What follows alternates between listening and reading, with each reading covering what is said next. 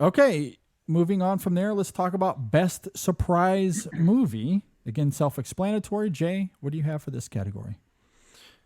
My first nominee is going to be Godzilla Minus One, a movie that kind of came out of nowhere later in the year Yeah. and set the world on fire and also made kind of a lot of money Yep. in the US, Yeah. which was cool. Are You There, God? It's me, Margaret. I would venture to guess they did not write that film with me specifically in mind. And I kind of thought about that as I was going into it. But Hmm. that just speaks to the power of that film, that it spoke to me as much as it did, Sure. as someone who has not experienced anything in that film. And that's kind of the power of art. So that's neat. Yep. Dungeons and Dragons, Honor Among Thieves, a movie that sounds absolutely stupid on paper. But I don't really know why I doubted those filmmakers, because they are incredibly visually inventive. And as far as comedies are concerned, I don't know that there's anybody doing the stuff that they're doing the way they're doing it. So, liked that one. Poor Things, not a Lanthimos guy. That's probably my favorite Lanthimos to this point. So I was happy to Wow. finally like a Lanthimos. And They Clone Tyrone, again, another one that was kind of buried on Netflix, and I really, really enjoyed. But my winner is going to be Dungeons and Dragons, just because of how much I liked that film. Hmm. I found myself laughing like so consistently during that. I was surprised. I was enthralled. The practical effects are so exciting. Some of the visual sequences are like genuinely very impressive. So just from a technical perspective and a comedic perspective, in a world where comedy isn't exactly thriving, that was a really pleasant surprise for me this year. Those guys are going to do a Marvel movie soon. I bet you. No, Marvel's done. Yeah. They announced today they're not making any more. Yeah, it's over. It's all done. You'll find out that duo is doing something related to that, though. Yeah. Okay. Yeah. All right. Okay. All right. Okay.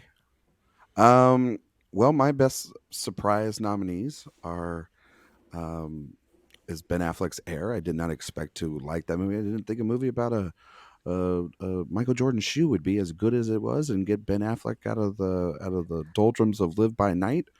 Are You There, God? It's Me, Margaret. I agree. That movie was absolutely surprising and blew me away in its sincereness.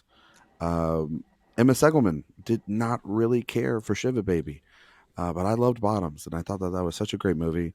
Equally surprised at how much I like Saltburn over Promising Young Woman.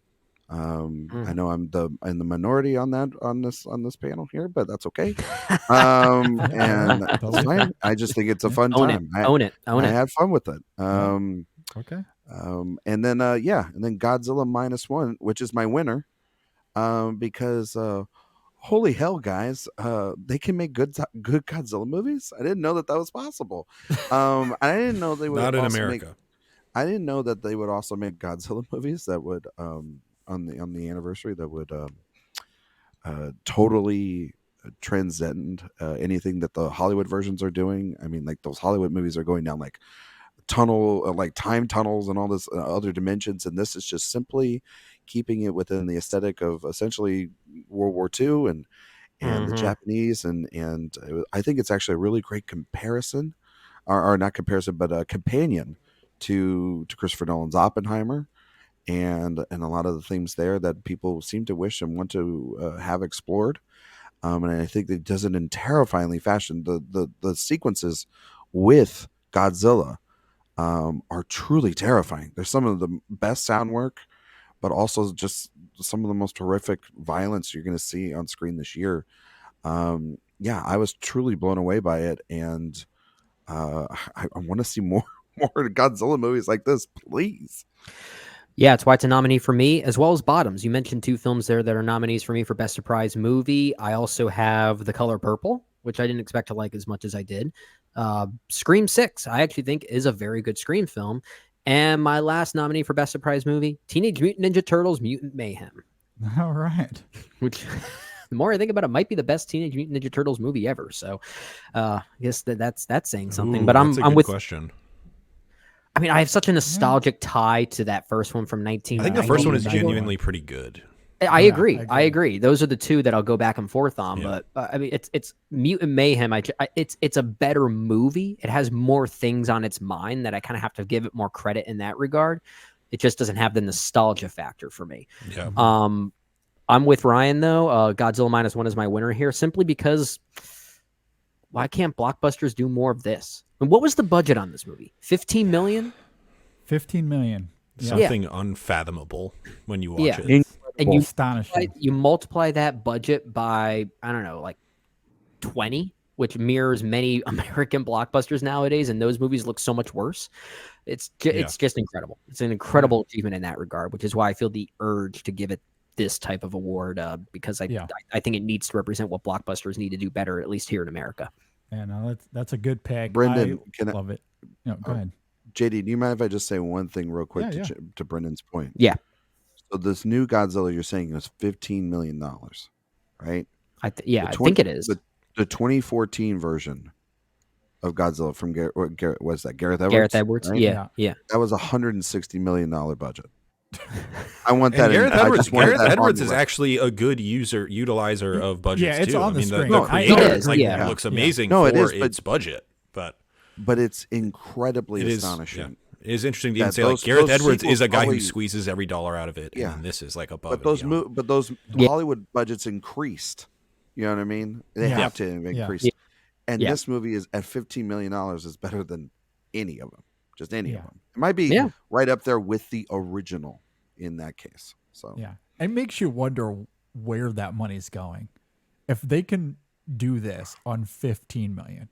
I mean, the answer is mostly actors. Yeah, it's got to be right, and then you add in the marketing and all that sort of stuff. Yeah. Well, wow. good craft services. That's all I got. You gotta get those. No, but it really is a lot of garbage like that. Where it's just like, where's this money going? Oh, we threw it in a fire. Pretty much. Yeah. The amount of sunk costs that probably go into American filmmaking nowadays is just unfathomable. Yeah, it's insane. All right, my nominees for best surprise movie, I will also include Godzilla -1, as you guys talked about. I had Adele Exarchopoulos in the previous category, but I'm going to go with Melanie Laurent's Wing Women. The film as a whole was one of the more fun experiences of the year for me. Similarly to Godzilla -1, you can do a lot with a little. My other three nominees here: Fallen Leaves, Aki Kaurismäki. I agree with everything you guys said about it earlier. Really great movie. Big surprise for me. M. Night Shyamalan's Knock at the Cabin is still one of my favorite films of the year. And my last nominee here is Wim Wenders' new film, Perfect Days. And that is actually going to be my winner. I was with you guys. I had Godzilla -1 as my winner for this category up until about a week ago when I saw Perfect Days.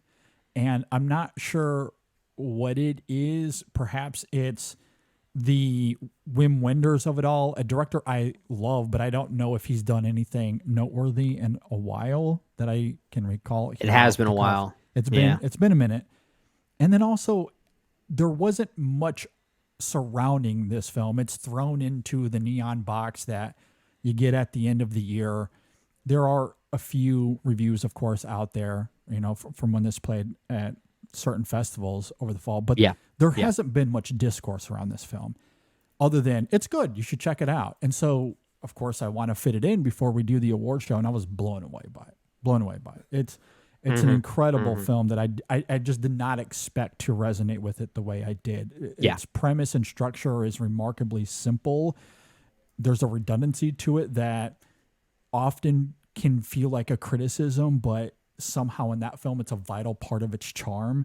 There's something about watching the routine of this guy that is so delightful and heartwarming, especially thanks to Koji Yakusho's performance. It's for sure astonishing. So Perfect Days is my winner for best surprise movie of the year. I think it goes wide sometime this month. I think it's in a couple days as we're recording this. A couple perfect days from now. A couple perfect days from now. That's almost unfair, JD, because you've always really been into toilet culture. I know. So it just feels like something that. Part, This episode brought to you by Scrub Daddy. Yeah. Absolutely. Got to say, the company he works for, the Tokyo Toilet, that rolls off the tongue, doesn't it? I got to tell you, It says everything in the name. Shout out to the vending machine company for always having that coffee ready to go for him in the morning. I know. No mishaps whatsoever. Always, No mishaps. they're always stocked. Well know. done. I don't want to follow Nothing that got guy stuck. around. It's You know just- what I mean? I will say that bathroom that is transparent and then becomes not so when you lock it is terrifying. That could be a scene for horror scene of the year for me. I would never walk into that thing. But it's just Japanese out there in bathrooms the are public. weird. Yeah, I mean, it's a little strange, but anyway, Yeah. love that movie.